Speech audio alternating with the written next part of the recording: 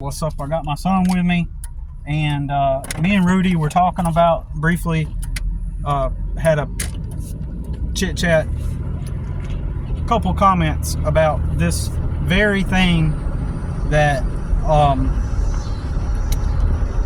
that we're about to talk about right now. And my son is with me, and he said he's okay with talking about it. He just doesn't want to like be on camera directly. But so today, son, Rudy commented about your mom, because I talked to some people about it, and and Rudy was saying, make sure your son doesn't, buy into her deceptions, pretty much. And I have not. And that's what I told him. I was like, yeah, he's aware. He knows how his mom is, and really doesn't like to go over there, but he cares about his brothers and sisters. And and I was telling them that I don't want you to end up in the same boat as me, where I end up taking care of my brothers and sisters, and it leaves me poor and destroys my life as a result. My life hasn't been destroyed because of your mom. My life got destroyed for my decision, so I have to take responsibility for it, to take care of my kids. The whole reason why my life is destroyed is because I decided to attempt to take care of my brothers and sisters when I was not in a position to do so. Even though I had a full-time job, and basically on paper from the bank they got benefits, and some of those benefits were supposed to be put towards their living, like school stuff, clothes, their needs, and including like things like rent and stuff like that. So I would get a portion. So they had my dad's Social Security, benefits, or VA benefits, or whatever it was, and it would go towards helping pay with the bills, because I had to work a full-time job. I cut out my 200, cut out 200 from each of them, something like that. Anyways, divided it up, in other words. But here's the thing, even with that situation, I still wasn't ready, and working a full-time job, I still wasn't ready to take care of them, because I did not have my own foundation already. Like, even that job that I did full-time, let's pretend that I did not take care of my brothers and sisters, and it was just me single working that job. That job would not have paid me enough money to rent my own apartment, and I would have had to either get roommates or live on the street, because the job only paid, when I left there, I was getting paid like $10 an hour, right? And that was after 2 years of working there. And that was like in 2008. I worked there when you were born, actually. Like, I was still working there when you were born. But anyways, so what my son was describing, he gets in the truck. I just picked him up from his mom's, and it's funny that Rudy and I were briefly had commented with each other about this topic. My son gets in the truck and he goes, Dad, he was like, I asked my mom if my brother can come live with me, if I go get a job and get my own apartment, can my brother come live with me? And and I'm glad my son cares about his brother. It's just, I'm trying to explain to my son that he needs to put the oxygen mask on first. Like, and even if he did have a job, that job would not, currently anyway, that job would not pay enough for him to have his own apartment. And it would take him living with me or living with somebody to get on his feet to be able to transition and then live on his own. That job would eventually have to pay him enough to live on, so it's going to take some time. So my thing to my son is, like, even if you did want to take care of them, you'd really have to, get enough to be able to pay for both of y'all. way. So I think my son should put his focus on himself, because ultimately the best way you're going to do anything for your brothers and sisters is to be an example, because at some point in their lives they are going to go out on their own as adults, and by you being the example to them, then they have somebody to look up to, and then that way you're taking care of yourself and you're not getting your life fucked over by taking care of them in the moment. And it's going to seem like a long time between now and the time they turn 18. It's going to seem at your age like a long time, but in reality it's going to go by really quick. And by the time they turn 18 and you got your shit together, they can say, oh, okay, I'm going to do what my brother did. But if you end up taking care of them and you don't have to, like, then they may see it differently, right? Kind of just feels like, so I look at my mother and I see how she raises them. She sits there. She does not know how to raise her kids. And see, the thing is I know my brother really well. While I was leaving, I hated seeing his face because he was frowning and whatnot. He hated that I was going. And it feels like I'm the only solace in his life, because he has to deal with mom constantly screaming and yelling at him over things he didn't do. She was sitting there blaming him so she lost one of her like magnetic shelves that go onto the fridge, and she's just sitting there screaming at him, and he was yelling back, it wasn't me, and she's just sitting there blaming him, and it's kind of like, man. And I see how she raises her kids, and it's just kind of like she's being emotionally abusive. Right. And then I point that out, and then she's like, well, I don't have to listen to you because you don't have kids. But even though she asked me for constructive criticism, she still says stuff, snarky shit like that, and I get tired of it. And so I pointed out, and then she's like, let's see you raise kids. And I'm like, I could probably do a better job, and she gets mad at me, even though I know that I've lived through how she raises kids, and I know she raised them wrong, because I come back having severe attachment issues and a really bad flinching problem. She's at fault. So, back on to what I was saying, I don't like the way my mother raises her kids, and I know if they went to foster care, it would be much worse.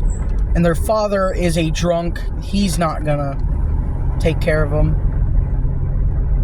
And she doesn't know a single thing about independence.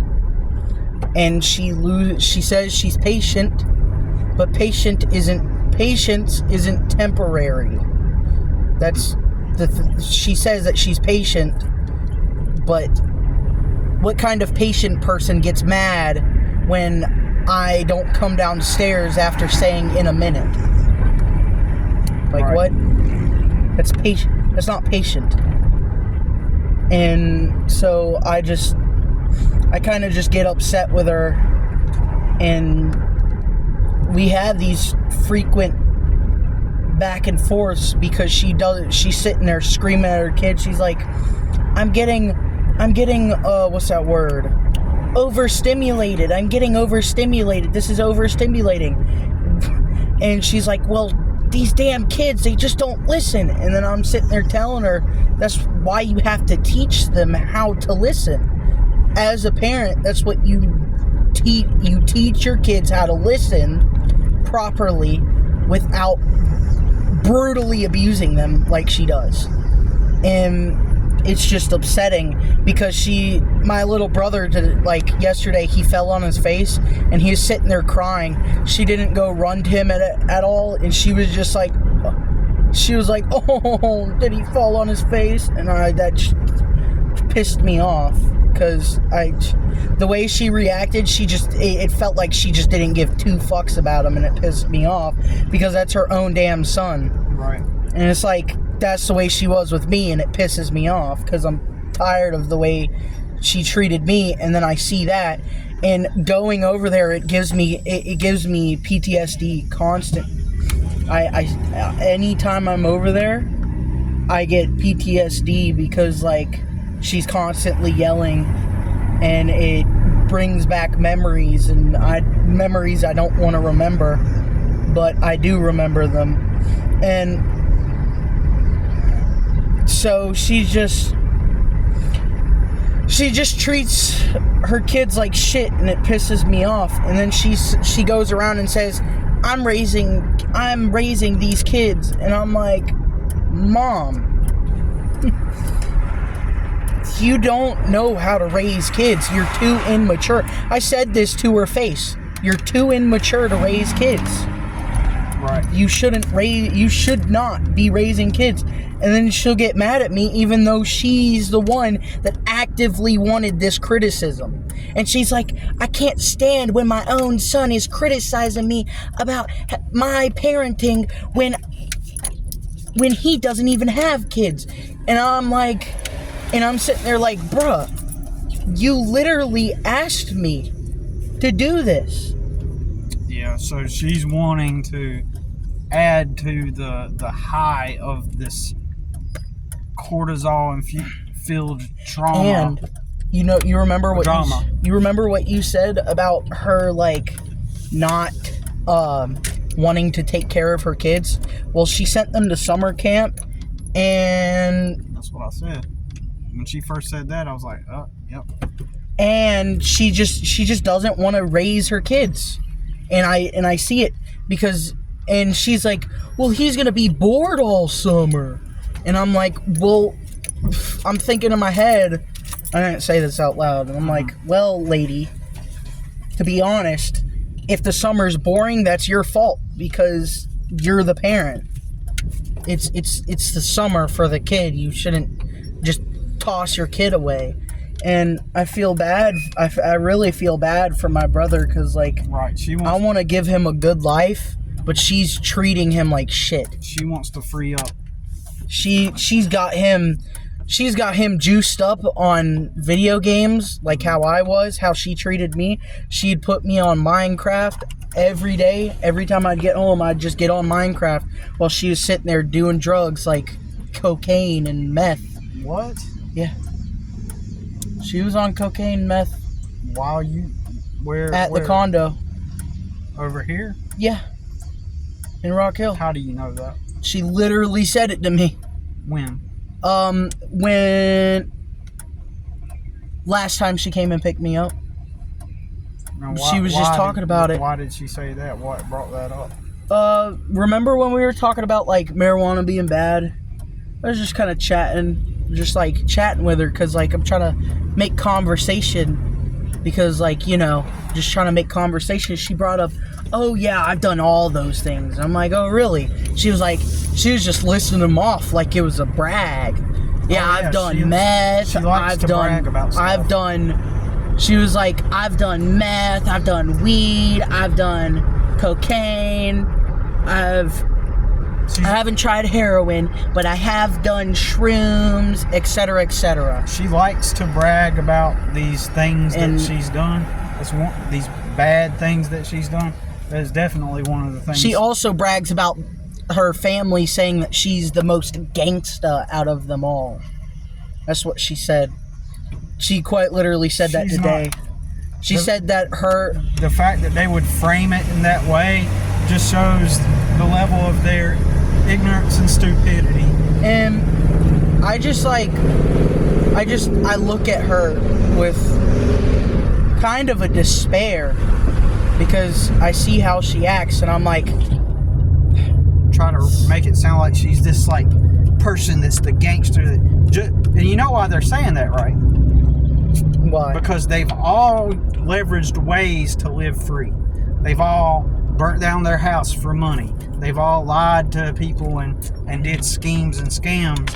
And so they look at her and how she has managed to leverage the system and to harm others for her own gain, that they consider that gangster, and they call themselves Christians, right? And they call themselves Christians, and even though you use people but for their own personal gain. But they're sitting there bragging about how, like, yeah, that's gangster that you were able to take advantage of those people so that you can live free.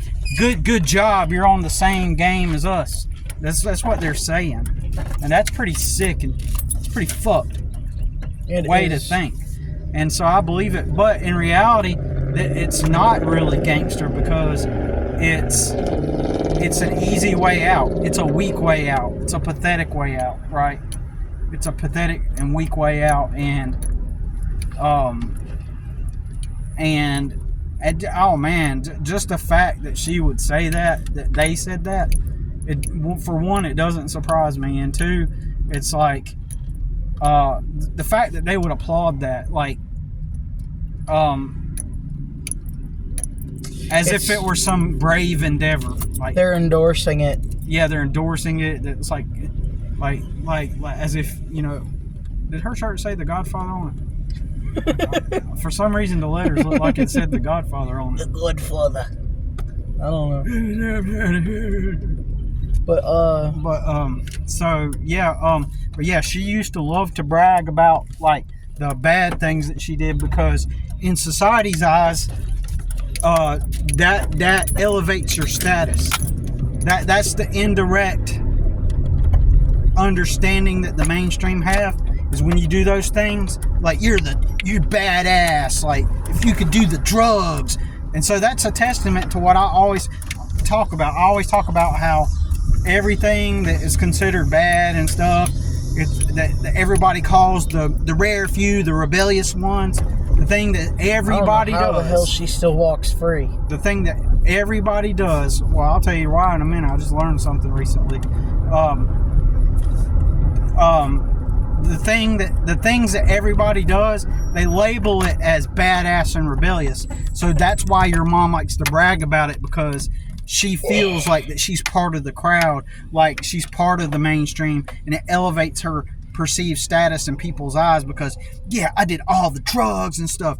But then outwardly society will say, oh yeah, the drugs are not good for people, they're definitely bad, and then they'll pretend. So that's why she feels that it elevates her status, because everybody low-key thinks that ignorant, moronic, dumbass, low IQ shit is like, yeah, like the top thing you can do. I mean, and that's on all levels of society, rich, poor. It's an unspoken rule. So that's why when you encounter a crowd of people in social circles and y'all reminisce about the days when you used to smoke weed, if you're the one that didn't smoke the weed, they'll see you as weird. So that's why you gotta bust your ass. I called my mom a dickhead today because she was blatantly making fun of us, including me and you, for being poor. Because I was talking about, like, I was saying the food that she ate. When I was talking about, like, the food that we ate there, like, when I eat at her place, I get bloated and, like, I feel fat and disgusting. And she's like, oh, it's probably because you don't get enough food to eat at home. And I'm like, okay, fucking dickhead, damn. We get food. And it pissed me off. I get us taken care of. And she was like, oh, well, I didn't mean it like that. But I know damn well she meant it like that, because she was bashing you. She was trying to bash you, and I called it out. And I noticed that, and it upset me. And then we had a conversation talking about the butter or whatever. It was probably because there was butter in the food usually. And probably you guys don't put a lot of butter in your food. I mean, maybe. A lot. And real butter too. I don't. So she was actively bashing us. But she is always bashing us. There's been times where she's done it in front of me and you, where I've noticed right there in that setting where you're not even picking up on it. You just kind of, it flies, like you're not paying attention. and you're not receiving what she's actually saying. I've watched her do that. But anyways, one of the things that I was going to get at, that's why I was going to, a couple things. That's why when you're around a mainstream group of people, regular people, like at an office job, any job that you go to, and you're around people, if you are the one that didn't smoke weed, like, you're going to be deemed as the weirdo, and they're going to say, oh, you think you're better than everybody else. Yep. They're all going to gang up on you, and because they low-key at some level, they know that the reason why they got involved in this stuff is because they wanted to fit in, and they were weak. They wanted to fit in. They know that they bought into the crowd at some level, and that's why they put people down when they haven't done it, and say, oh, you think you're better than everybody else. That's exactly why they say it.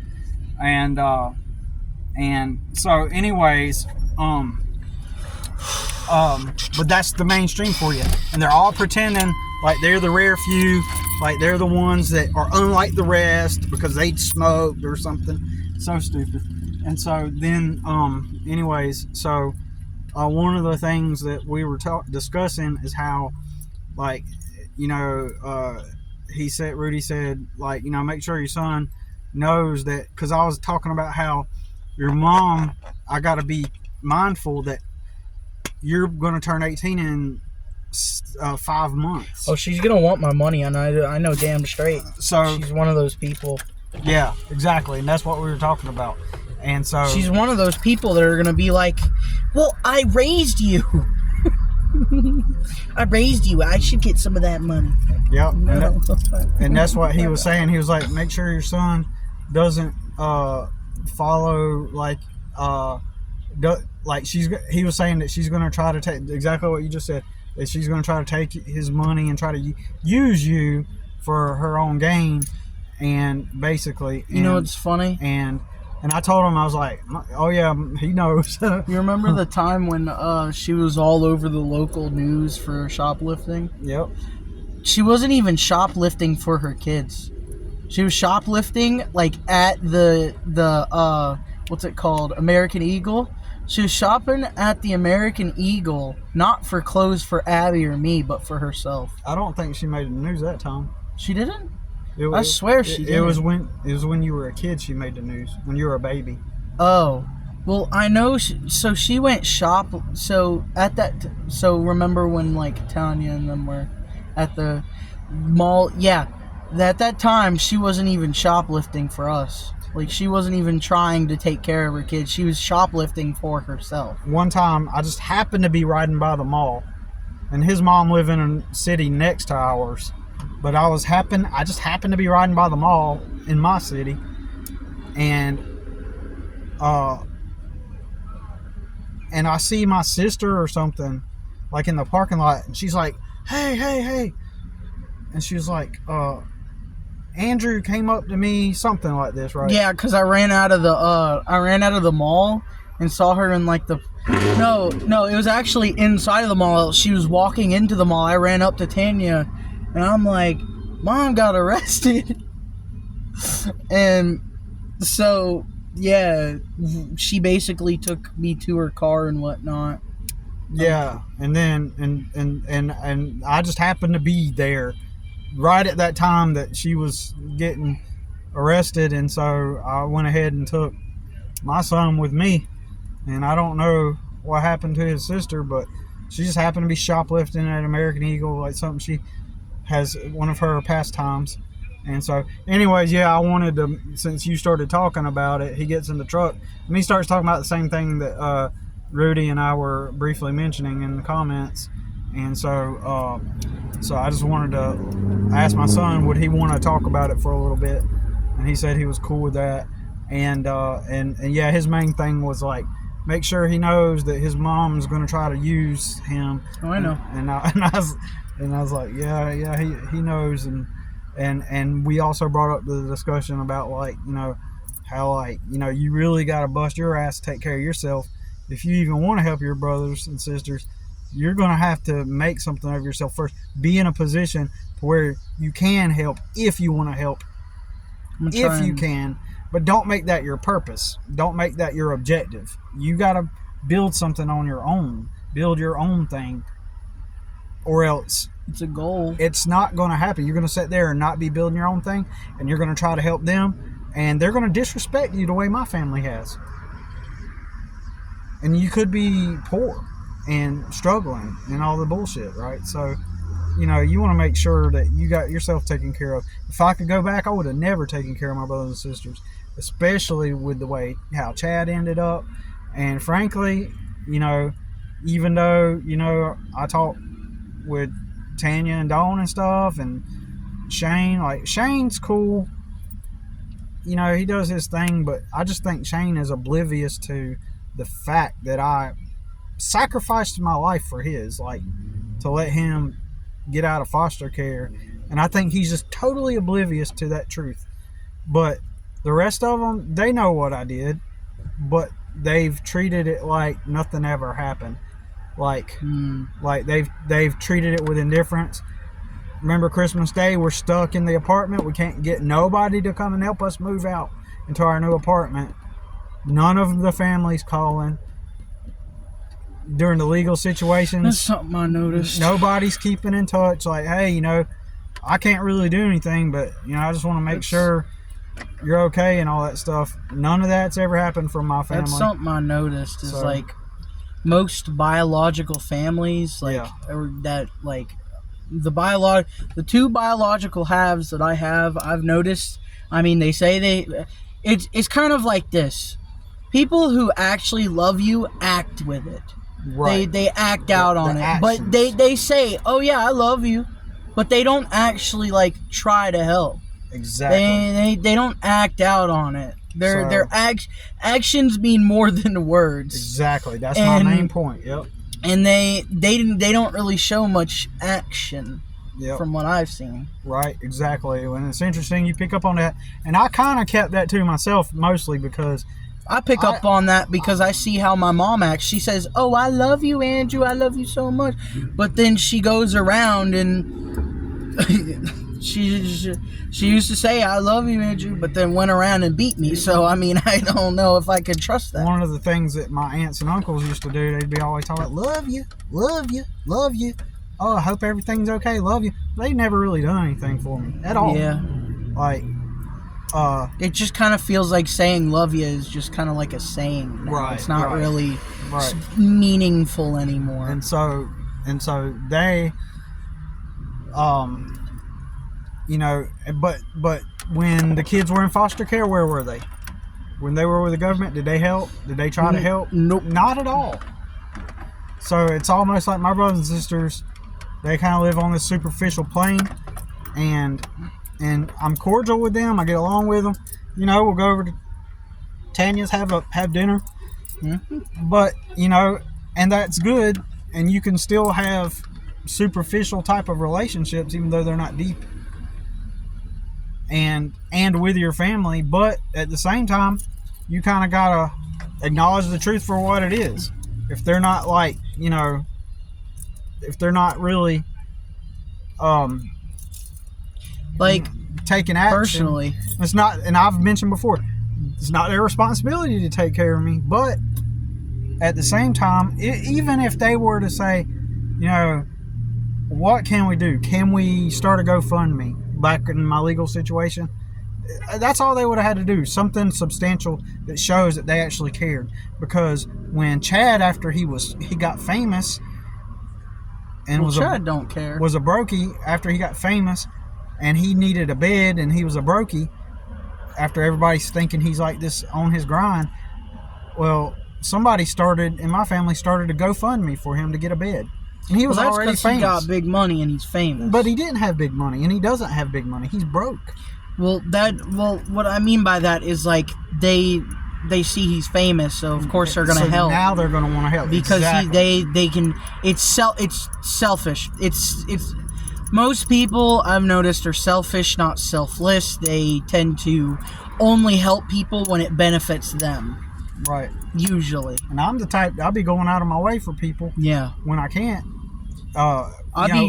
Even when it's not a good position for me to be in. When I become an adult, I've changed that, though. To do that. I've changed that, though, where I don't go out of my way to help people like that. I realize I have to take care of myself first. So that's the main point. That's what I'm. So, That's what I'm thinking. So- Is like, I'm gonna once I work on myself and like get my money up, I'm gonna help others because that's a good way to do it. But that's what I like to do. I like mean- helping others out of the goodness of my heart. Right. But and here and there, if there's like a little opportunity to help with a little something, yeah, that's good. And it's good to be giving. Like maybe you could go volunteer somewhere, right? yep, Like you could do things to help, but you don't have to like destroy your own life. You really want to be to where you can help Yep. first. So anyways, that's all we're going to talk about it, unless you want to say anything else. no, not really. All right, y'all, talk to you later. Peace. Thanks for watching.